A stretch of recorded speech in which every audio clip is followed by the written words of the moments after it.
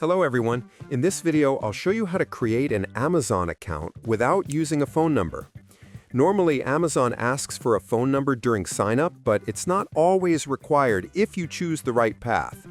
First, go to the Amazon sign-up page, enter your full name, your email address, and then create a strong password. After that, hit Create Your Amazon Account. Now, instead of asking for a phone number, Amazon will send a verification code to the email address you entered.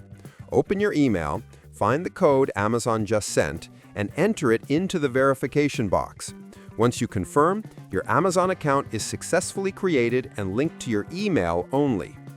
Keep in mind, while you can create and use an account without a phone number, Amazon may still ask for one later for security checks, order confirmations, or two-step verification. But for basic shopping, logging in, and managing your account, your email address alone is enough. And that's how you set up an Amazon account without providing a phone number. Subscribe the channel for more videos.